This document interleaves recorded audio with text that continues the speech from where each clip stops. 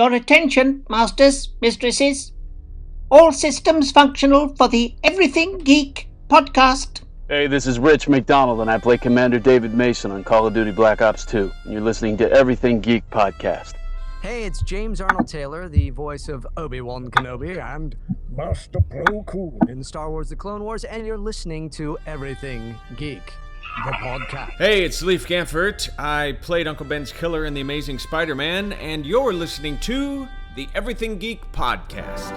Hello, I'm Simon Fisherbecker. You probably know me better as Dorian Moldovar from Doctor Who, or the Fat Friar from Harry Potter. And this is Everything Geek podcast. Face it, Tiger. You just hit the jackpot with the Everything Geek podcast. You're listening to the Everything Geek podcast, bringing you interviews from your favorite films and TV shows every week, and all of the latest news. Here's your host, Rory Williamson. Hello everyone, you're listening to the Everything Geek podcast. I'm your host Rory, and joining me is co-host Lawron. So this week's show is a very special show for a couple of reasons. One being that this is my 20th birthday, so it feels a bit special and also a bit weird hosting a podcast on my birthday for the first time. I'm not so sure what Lawron was doing there. That's my celebration. I never thought I would be able to say, that I'm hosting a show on my birthday, and that's saying a lot because it has been, I've been doing this since I was 15, and that's 5 years ago now. Never been able to do one on my birthday before. But putting me aside, because you don't want to hear me all the time, actually, it's also special because we have our first guest from Star Wars The Force Awakens on the podcast today, which, of course, was only released last month. So we are also joined by actor Rony Bridges as our special guest, who played a Starkiller Base Admiral in Star Wars The Force Awakens, Magnus in Valhalla Rising, the Post Office Clerk in Dear Frankie, the Black Steet Pub Man in Young Adam and Roan in the Decoy Bride. So, how are you today, sir? I'm fine, Rory, and happy birthday to you. Thank you very much. I just had to say it, if you're hosting a podcast on your birthday, which is a rare occurrence, you just have to say it, that it's your birthday, so... You got to, yeah. You just can't help it, it's maybe not professional, but you just can't resist. No, I'm sure my listeners will let me off with it. Of course, yeah. Yeah. So it's a pleasure to have you join us on the podcast today.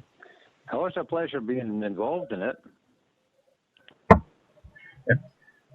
Yeah, definitely. So getting right into my questions for you, Ronnie, my first question is, how did you decide you wanted to become an actor?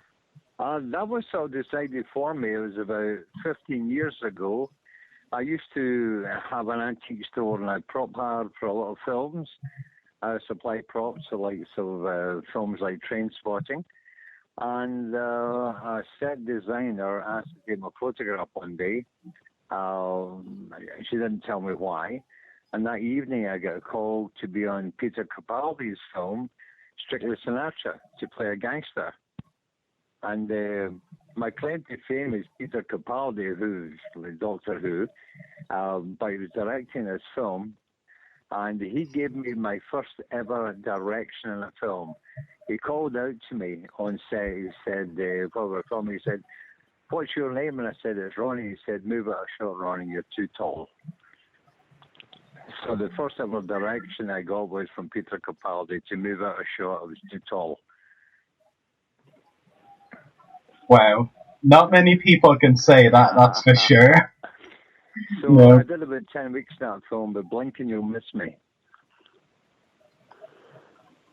It's really interesting, and like I said, you can't really say that a lot of people have been told by Capaldi to move over. I mean, because Capaldi is he's pretty tall himself, isn't he? Of course he is, yeah. So there's almost a weird sense of irony in that. Yeah. So, moving on to my second question, how were you initially cast to play a Starkiller Base Admiral in Star Wars The Force Awakens? That was quite odd. I was in London. I was filming Tulip Fever with Judi Dench. I was playing a butcher, which is a 17th century drama film. And I knew the Star Wars 7, The Force Awakens, was being filmed. Fortunately, the first assistant director on Star Wars was a friend of mine. So I got in touch with his wife in Glasgow and emailed her, and I said, look, I'm in London. I've got accommodation in London. What's my chances of getting in Star Wars? Can you ask Tommy? And that was Tommy Gormley, and who's the first assistant director, who works under J.J. Abrams alongside him. And so a few emails, and I got an email that said, congratulations. You have to be in Pinewood tomorrow morning at 9 o'clock for a costume fitting here in Star Wars. So it was really, it's not what you know, it's who you know. It's one of these situations that I ended up in being an admiral in Star Wars. Yeah, definitely. And as you said, having that connection already was definitely very useful in getting the role. I've before and other things like Eagle, and he knew what I could do anyway, so he knew I wouldn't let him down, and I would never let anyone down like that. Yeah, that's great. Moving on to my third question, were you a Star Wars fan prior to landing the role of a Starkiller Base Admiral? Guilty as charged, not a big Star Wars fan. But once I was on set, I became one. Honestly, it was awesome. So I wasn't a big fan beforehand, but I now am. Yeah. Star Wars can just have... I've worked on many things, but Star Wars was, I would say, a career highlight. It's just awesome to be on the set. Yeah. Star Wars can definitely have that impact on people, You go in not a fan, you come away just a fan, Absolutely. As you said. You feel a responsibility for all the people who are involved in it and everything else over the years, and you really don't want to let a single person down, And it's like a big family. It was fantastic being involved in it. Definitely. Moving on to my fourth question, you were a part of General Hux's big speech scene in The Force Awakens. I'm presuming everyone who's listening has seen the film at this stage. What can you remember of the filming of this scene? I remember it's like one of the big rallies in Germany in the 40s or the late 30s. So it was very much like that. It's very, very powerful. But I remember that I was placed next to Captain Phasma, and J.J. Abrams was saying, there's something wrong here. I need makeup and wardrobe for Ronnie and everything. So everyone, when they sent me, started to fix me up. And he kept saying, oh, there's still something wrong, there's still something. I said, I've got it. A box for Ronnie. Now, a box was brought into the set who had to stand in a box next to Gwendolyn Christie. Now, Gwendolyn Christie, without costume on, is about 6'3". Once she's got the Captain Phasma helmet on, she's really, really very tall. And that's the first time as an actor at 6'1" I've ever had to stand in a box, which was quite odd. It was funny. But as I told someone before, I couldn't resist saying to Gwendolyn, I said, how on earth do you pee in that costume? I said, if I told you, I'd have to kill you. Yeah, probably the best and most appropriate answer she could give, I'm sure. Mm-hmm. Mm-hmm. It was a very powerful scene. There was only about 100 odd stormtroopers, they called them snowtroopers at the time, and Black Knights. But we were in front of us was 500 foot by about 100 foot high green screen. So when you see on film, it looks like there's about 10,000. But in reality, there's about 120 stormtroopers and about maybe 50 Black Knights. So it's all computer generated. That is interesting, because I was actually going to ask you about that, because it definitely seemed unlikely they would like hire that many extras to be stormtroopers. Yeah. So Mhm. it's really interesting that they basically digitalized most of the group and then put them across the screen several times, kind of something like that. I'm imagining. Yeah, really interesting, and definitely a really interesting story with Gwendolyn Christie. That's for sure. Yeah. And moving on to my fifth question, what was it like working with the cast and crew of The Force Awakens in general? Would you work on another Star Wars project if given the opportunity? Given the opportunity, I would work on another one, but in a heartbeat. I'm penciled in for the next one, but it's a different director. J.J. Abrams and Tommy Gormley, I think, did a fantastic job in Star Wars 7. The two of them really, they work so well together. I just think it was absolutely awesome how they've actually pulled it out the bag, because there's so many hopes and dreams for it. Some people complain, but very, very small minority. When you see like a 2-minute trailer come out for the likes of for the Korean trailer come out, they get something like 67 million views in about 5 days. That's awesome. No other movies get that. So it's a kind of awesome brand to be a part of. So in a heartbeat, I'll do it again. Definitely, that's great, and great to hear you have such positive things to say about it. Mm-hmm. And going away from Star Wars, but it's funny because we're going away from it, and at the same time we're kind of talking about it again anyway. On my next question, you got to work with Mads Mikkelsen, an actor who will be appearing in this year's Star Wars film Rogue One on the film Valhalla Rising. Can you tell us what it was like working with him? Mads is a great guy to work with. He was just one of the guys. The director, Nicholas Winding Refn, put about 8 of us together as Vikings in Valhalla Rising, and he thought we could just bond like a group of Hell's Angels. And he told us we shouldn't cut our nails, cut our hair, don't shave, everything else like that. And it was quite a hard shoot. But Mads would muck in with everyone else. He'd come around and said, Ronnie, would you want a coffee or have some water or something? He's just one of the guys, a really good guy to work with. It's really great to hear, that's for sure. And a lot of the times, Nicholas Winding Refn, the director, and we shot in the winter, because the weather was appalling. He would have me stripped to waist and covered in fake blood, and it would be raining and everything else, and really cold. And I remember Mads on numerous occasions used to look at me and shake his head. I don't know why you're not cold. I'm very cold. Why are you not cold? I said, I'm Scottish. I don't feel the cold. I'm fine. But little did he know that I had, the chemical hand warmers you get that you crush. You get them on set to keep your hands warm and everything. I had about half a dozen of those down my trousers. He didn't know that, though. I was roasting. I was really warm. But he kept wondering why I wasn't bothered with the weather.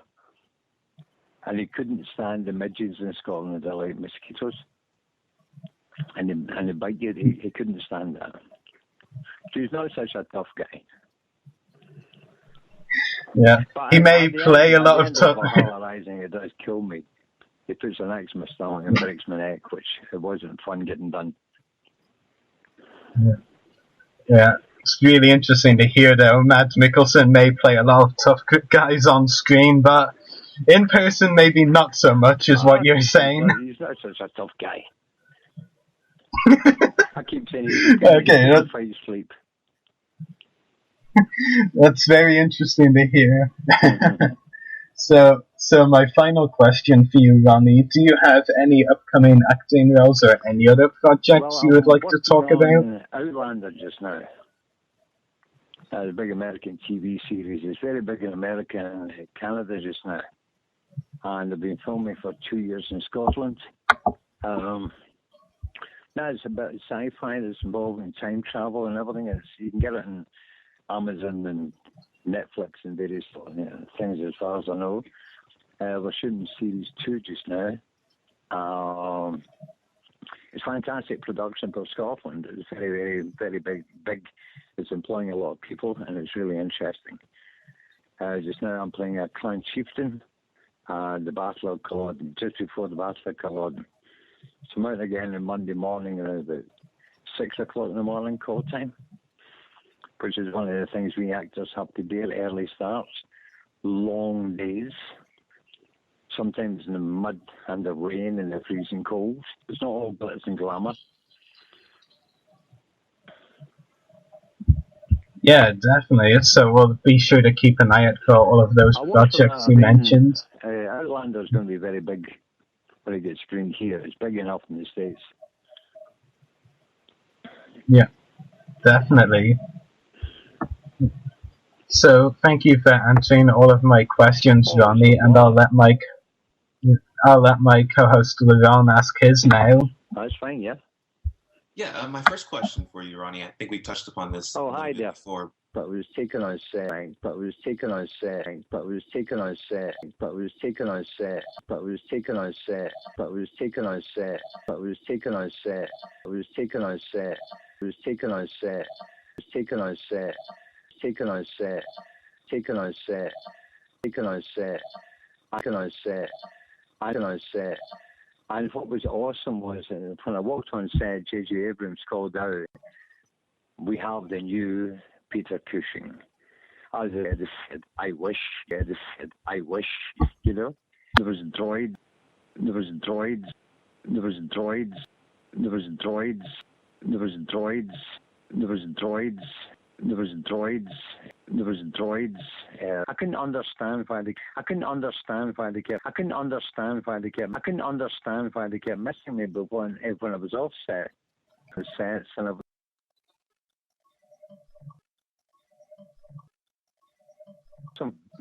was just being on set and watching guys playing with $200 million worth of toys, it was good.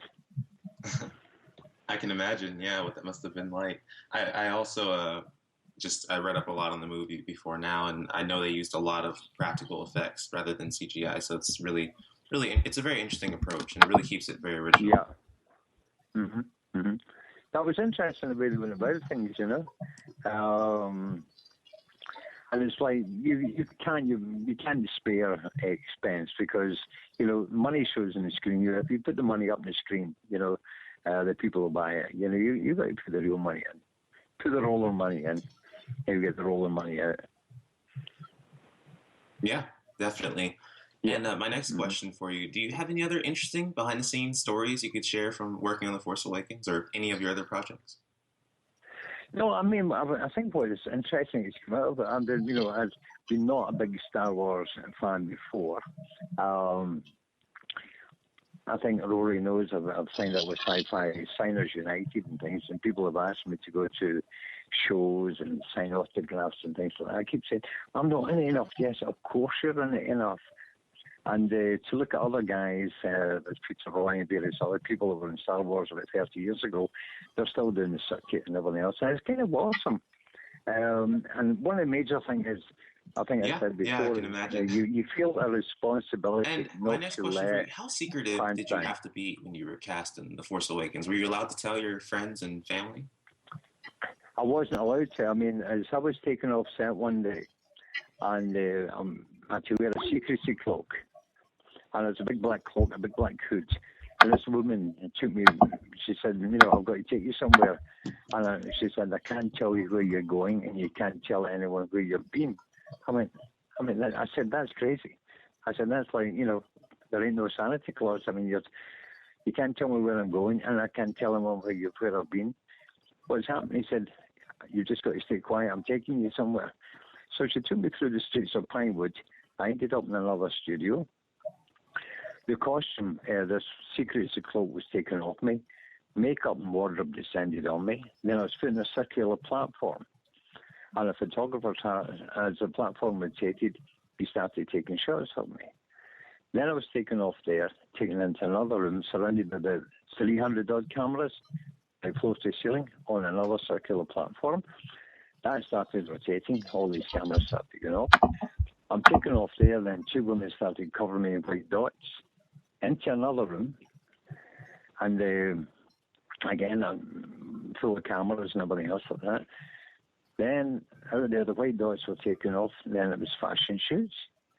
Then the secrecy cloak on again. And a guy was taking me back. I said, what on earth was that about? He said, I can't tell you. You can't tell anyone. I thought, what was that? Right? And he said, oh, you've been CGI'd, you've been scanned for miniature models, you've been scanned for Xbox games, computer games, you've been all that stuff. But it even got worse than that, because I design things every day. On my last day, it was a morning, I had to wear the secrecy cloak while I was having lunch before they picked me up and ran me back to London, to central London. And people descended on me, cutting my hair. I said, there's no need to do this. I've finished filming. And he said, no, your hair's branded. You must have seen something. You can't leave Pinewood for the way we styled your hair. We've got to change it before you leave. That's how crazy it is. My last question for you. What advice would you give to anyone looking to get into the acting industry? My advice to anyone who wants to be an actor, get something to back up. It's very much, you need a backup role, you need somebody else to do all that, because it's feast and famine. It's very, very hard. It's tough. It's a tough arena to try and come out on top and to try and make money at. As I said, sometimes you eat, sometimes you don't eat. It's a hard, hard business. It's one that I love, but I don't make a lot of money doing it. So get a proper job if you can, or even work behind camera. If you work behind camera, doing location work or anything else like that, and grips, electricians, set design, anything else behind camera, you'll get steadier work than being an actor.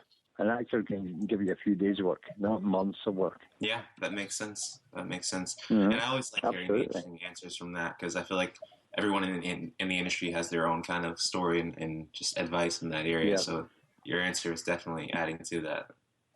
Mm-hmm.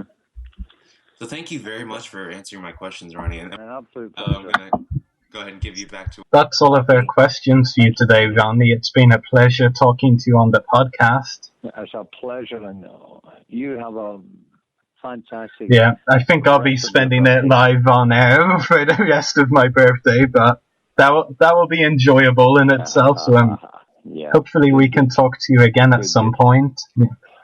Anytime. Yes, and as I say, the Force. And with you, and you enjoy the rest of the evening too. So we'll talk to you again soon. Then, bye, and thanks again. Thank you. I will. Thank you. Bye. Pleasure. Keep up the good work. I had no idea I was going to be called upon for that, and so it was really in a very short space of time. So it was like somebody all of a sudden handing you this wonderful birthday present when it's not your birthday. Stage work as a musician and electrician, and it was as a musician I got cast in a musical that opened at the Orange Tree in Richmond, and it happened to transfer directly into the West End.